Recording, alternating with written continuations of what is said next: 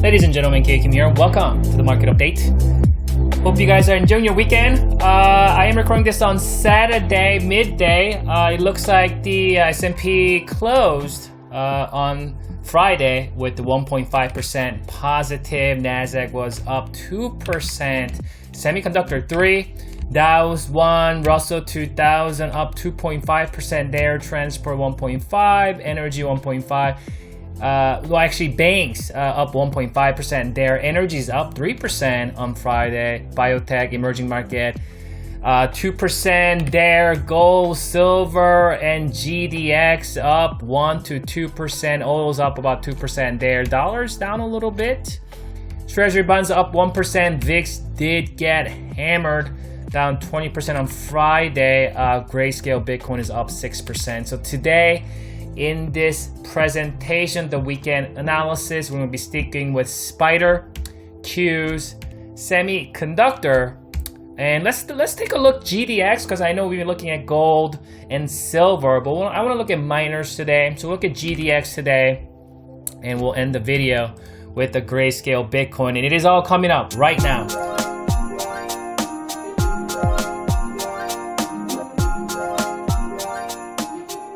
So let's go back to the 65-minute chart on Spider, and let's kind of follow up with what we've been talking about here. So zooming in here, so it looks like this is where we talked about on Thursday, and when we did our daily analysis video. This was Thursday there. This is Friday's move. The best case scenario for the buyers was to continue with the momentum that it has built with the Thursday's move, because we did see that correction earlier this week, Monday, Tuesday, and Wednesday. And so this was Thursday. So we saw that bounce and we saw that gap up, right? And this was an important level. As I zoom out later in this presentation here on Spider 65-minute chart, you will see why 405 level was very, very important. And we gapped up above it, right? And then we held up and we got up here, and then we closed the day here. And when we got above the gap, when we got the gap up, there's a couple things it established. So we saw that first hour Friday bullish move, and on the second hour, this was very, very important. So we saw that first hour gap up, right? This was a gap up right here. And then we saw that first hour bullish move thrust to the upside. And we held up on the second hour. That was very, very important, because I think by that time, with that process, that bullish move on the first 2 hours on Friday morning, we were able to stay above my short-term moving average. Both of my short-term moving averages are potentially crossing back up early next week. And with that gap up, there's actually a little bit of an island gap, right? You can see that this is where we closed on Tuesday, and this is where it opened on Wednesday. So you can see there was a gap that will open like this, right? So there was a gap that was open right here as I put my rectangle there. And you can see once we gapped up from here to here, that green box represents island reversal gap. Island reversal is more potent type of reversal gap. So you can see that there's a gap down, right? This is official textbook island, because there's a gap open and gap open. So part of that, about 30% of that gap is an island, and then about rest of it, 70% or 65% of it is normal gap. Nonetheless, there's a gap up. We held it. So now we can look at this as a breakaway gap. We can look at this as a continuation gap. With that continuation gap, we stayed above my short-term moving average and reclaimed that previous resistance. And with that, now in the short term, we have a higher high cultivation, right? That's a low, higher low, right? So now this gap right here, is that gap slightly open. Most of it is filled, and that's a good job from the buyers. But I think it's best if the bulls go up and fill this gap, entirety of it, early on Monday. The best case scenario will be gapping it up just for the most smooth transition back up to the all-time high level. If we start to fizzle here, it'll be better if we go up, fill the gap, and continue higher. Like fill the gap and pause a little bit and then continue higher. Or fill the gap, or act as resistance and pull back and then continue higher will be better versus this gap not getting filled at all. So if this gap doesn't get, because we still have that little gap that's still remaining open as of today. If this gap doesn't get filled, there will be a pullback to retest either 414 as a prior resistance, as potentially new support, or if it's further selling, potentially retesting that moving average. Remember, these moving average was acting as a resistance, so there's a good chance that these moving average will act as support. Also, that's the level 413 is coinciding with that island gap, so definitely 413 is going to act as stronger support. And then we got the first level support at 414. So if this gap doesn't get filled, we will see pullback 414 to 413. So the gap getting filled will be as quickly as possible with the best case scenario for the bulls there. So let's zoom out here so you can see why this level was very, very important level. We've been talking about this level this entire week. I've been tweeting things out on my Twitter account and stock tweets. And then I was talking about it on YouTube in these videos. So you can see that my midterm moving average does have pretty impressive resume because we did find that another support on Thursday and Friday. But you can see here back in late February, there's a little bit of resistance that happened early March. And then you can see there was a crucial support back in March 25th, right? You can see that made a move, and that was essentially the V-shaped reversal made this move from 380s all the way to 420 in just about a week or two. So that was a very, very fast move, and that midterm moving average definitely carries some presence. And then when it came back down to it, definitely that midterm moving average made its presence known with that yet another V-shaped move. Not only that, we saw a gap up on Thursday, and then we can see we saw another gap up on Friday morning, and then you can see on Thursday move, it's a little bit of dip buying, and that's an important level, right? Not only we have a midterm moving average right there. Again, this is all we talked about it Wednesday and Thursday. Just recapping now, that's a level with the gap area support. See that? It is no coincidence. It is no mistake. It is not a random occurrence that we find support here. And then you can see that 50% retracement. So I think all these technicals were kind of colliding at 403 vicinity, right? And obviously, man, we wouldn't have known unless, this market is showing some evidence of that. So we can see definitely good evidence and then continuation. And now we're back above both of my short-term moving average, my midterm move. You see what I'm saying is so this is something we talked about on Thursday, right? In the midterm, in the short term, things will fluctuate, right? Every correction, there's always somebody somewhere saying the market is going to crash down. And they've been saying this for the last, 15 months straight, right? Isn't that crazy how there's always somebody somewhere always says the same thing, always losing, not understanding the longer term picture of things. And my midterm moving average rising, that means we want to continue to give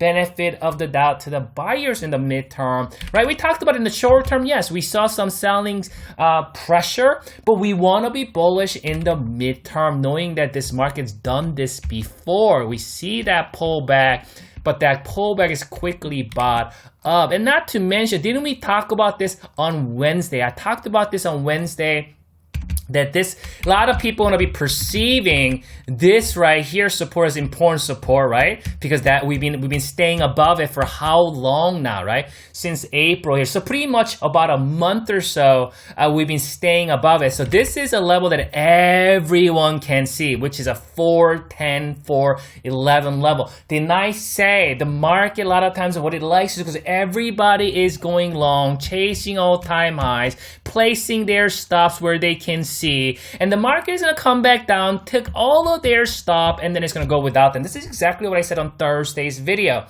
And then you can see my midterm moving average, and then we're right back above it. So you can see how this market is so savvy like this, right? It is clever, insidiously clever to do all these things. This is why you have to understand not only the short term, but midterm, the long term, the primary, the macro, right? So that you don't become a victim of a shenanigan like this, where it's gonna take your stop. Everybody gets stopped out. If you're especially a short-term trader, swing trader, you've gotten stopped out of all your positions, right? And then market is back up, and then goes back to all-time highs. And what does the people do? They start chasing it at the highs. And so this is a reason why you have to understand that the fluctuations of this market, not overly react emotionally and just calling for a crash every time we see a couple percent corrections, right? I mean, you really expect this market to keep going higher every single day. We will have a couple percent corrections. It is given. It is normal fluctuations, nothing crazy. This is why we must understand long-term picture of things. Let's check out the last order real quick here. So this is a good sign that we don't see any curling down action here. It will be better if the bulls can push this all the way up to probably 99 level and then fill that gap on Monday. So it will be kind of important to see if we can see a follow through to the upside on Monday. Let's go back to the daily chart. Kind of check out the long-term implication and anticipation and expectation of this market, as I normally do on these weekend analysis. So we've been tracking this rising pivot for, I don't know, maybe over a year now, and we talked about how as long as we stay above this pivot, we want to give benefit of the doubt to the buyers in the intermediate term, right? And you can see that how many times it's been acting as support. And there's a lot of fluctuations back in December, January, February, March, an entire time. We talked about never ever act emotionally. Don't get into a emotional conclusion, but let the market speak for itself and let the price action dictate. And you can see how we held up very, very nicely. And I think it's important as I zoom in here, that midterm moving average, that dotted blue moving average, it has never been violated ever since the November and October. Prior to the election week here, we can see they found support, and guess what? We found support yet again in that level on just Thursday. And this market continues to cultivate higher lows and higher highs. And you might ask, well, when is it gonna end? I don't know. You don't know. None of us knows when this is. And that's the wrong question. Trend is assumed to be in effect until it gives us a clear signal that it has been reversed. And as long as this market continues to cultivate and establish an uptrend, we want to continue to give benefit of the doubt to the buyers. And obviously, man, along the way, we will see corrections, and you want to deal with it. If you're a long-term trader, long-term investor, right? These corrections will provide some kind of opportunity if you know where to look. So I want to continue to look at this market in bullish mindset in the midterm and the long term. In the short term, obviously the sentiment will fluctuate very quickly, but in the intermediate and the midterm and the long term, you know what I mean, that the sentiment hasn't changed since the March lows of last year in 2020. We got a shorter to midterm pivot here also.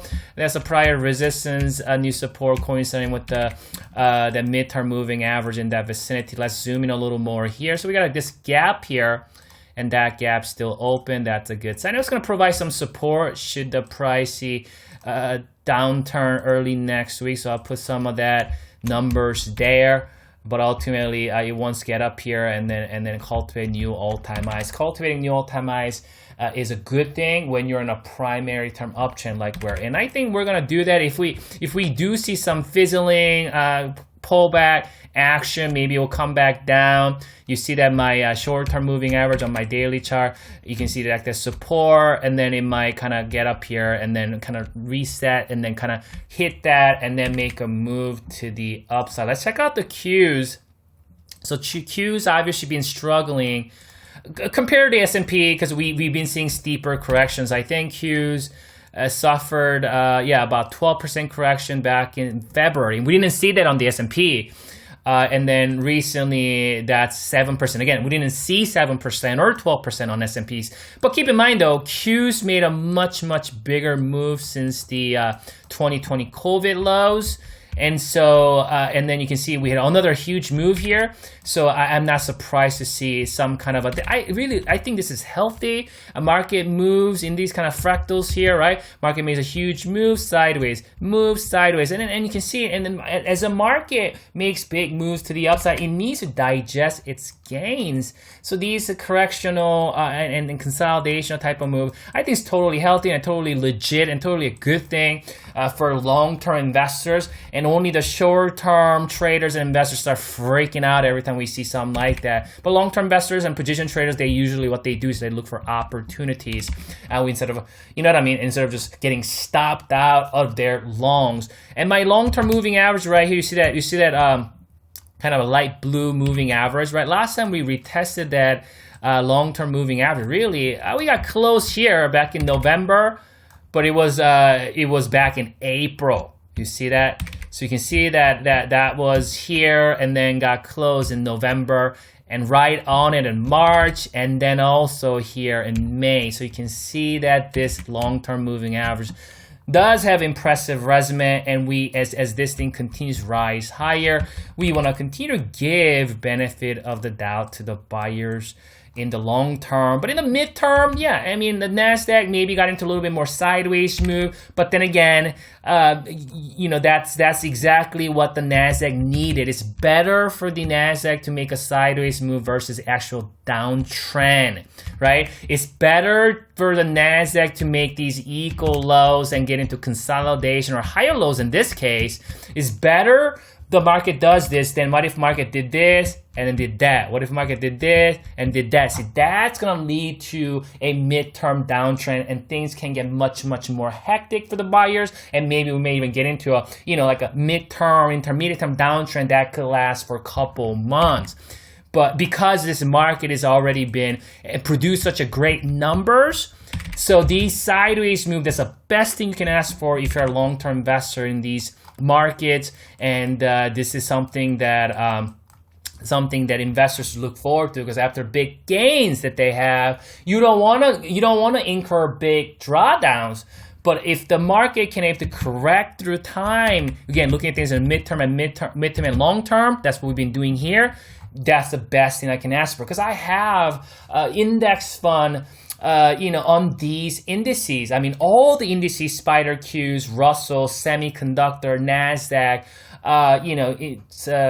we have on transport, every single indices, and a lot of sectors that I've accumulated back in like March lows in 2020 and April, May. I'm holding all of those. So if I'm looking at my NASDAQ long-term index fund that I've entered, in this vicinity here, and here, and you can see that this is the best thing I can ask for, because I don't want to go through big drawdown. So you can see when they actually move sideways like that, that's great, because then we don't have to get into a downturn. We can get minimal pullbacks, but get right back up and then maybe correct through time, digest its gains, so we can make a run again to the upside. So you can see how the long-term investors and position traders look at this market is completely different than short-term, always freaking out and just getting whipsawed and getting their stops taken out. The way they look at it is completely different. That's kind of what I'm trying to do here with these videos,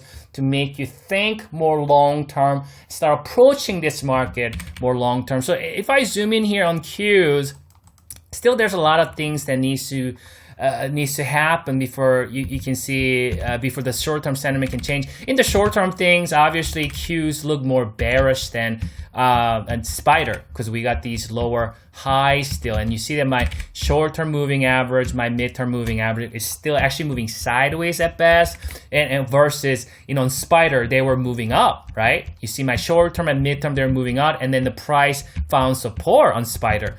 Q's different story.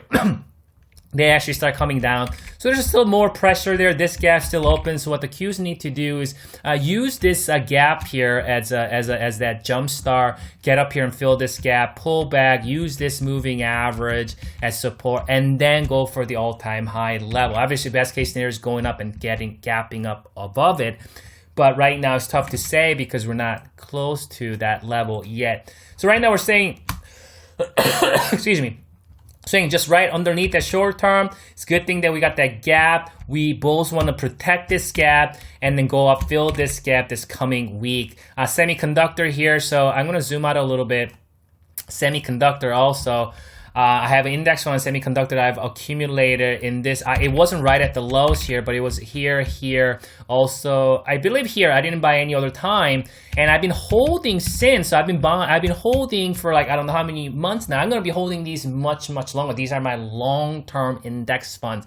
So as a long-term investor on semiconductor, this is the best thing you can ask for. And keep in mind, semiconductor made a move since the March lows of 2020. 170% in just little over a year. This has, actually over a year. Actually, this is less than a year because as you can see, that's a March 20th.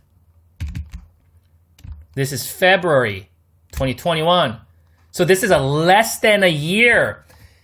Any sector or any index to make 170% move in less than a year, that has never happened in the history of stock market. So we're definitely witnessing some historical performance here. So after index to move this much, 170% move in less than a year, for this market to move sideways, correcting through time instead of price, that's the best thing an investor like myself can ask for, and I'm very, very pleased about that. You can see that pivot here. It is no coincidence. It is no mistake. This is not a random occurrence. That again, we are holding above it, and as long as we hold above it, I think the overall sentiment is bullish, right? So, and you can see my long-term moving average right here. It hasn't been retested. Last time retested was back in May. And you can see we finally got retested here. So I don't mind semiconductor not making a big move here and then maybe consolidate through time, right? Some sort of, some kind of consolidation. And sometimes, what these indices can do is maybe panic everybody out, make it lower low, and then get right back over, something like that, trapping everybody out. So keep that in mind when the market or stock or index is getting into the consolidation, a sideways move. There could be some sort of trap, especially when it's a raising bull market like we've been in the last year or so. So I'm long-term bullish. I'm long-term bullish in semiconductor. I want to continue to give benefit of the doubt to the buyers. In the midterm, also looking more like midterm, we're neutral in the midterm because we're in a consolidation type of market in semiconductor. In the short term, more of a kind of a bearish downtrend. So I don't know how long it's going to take for semiconductor to actually get back up, make new all-time highs. But keep in mind there could be some kind of this could make a move. And a lot of people, what they want to do is they want to wait until it clears a resistance and go long. That's actually a mistake because a lot of times what it's going to do is it's going to make new highs and fall right back in. We saw this happening on Spider. Here, let me show you. This is what happened on Spider on 65-minute chart here. It happened on both ways. Let me clear all this for a second. You can see we made higher high and then it fell down, and it made a lower low and then it got back up. Why do you think market did this? So that most retail traders who do not understand how this market operates can get whipsawed and can get trapped. Market is very, very savvy when it comes to these kind of shenanigans. So I won't be surprised to see some sort of shenanigans in this vicinity. But man, I am very, very pleased to see that semiconductor kind of going sideways and correcting through time and maybe getting a consolidation or move. There's a lot that needs to be done in the short term if you want to see semiconductor make a move. There's a gap here, so you want to see something like this, and then these moving averages curling back up and essentially taking out these highs there and making higher highs and higher lows or some sort, right? Let's go to gold market here. So looking at GDX, I decided to kind of analyze GDX today versus gold and silver. Maybe I'll stick with GDX for a while, and we can kind of, switch back and forth between GLD and silver, but GDX, there's some good cultivation here. We got the short-term higher lows and higher highs in the short term. Can we all say that we're in an uptrend? Yes. What about the midterm though, okay, right? What about the are we in an uptrend or downtrend in the midterm? In the midterm, we got what? Lower highs and lower lows.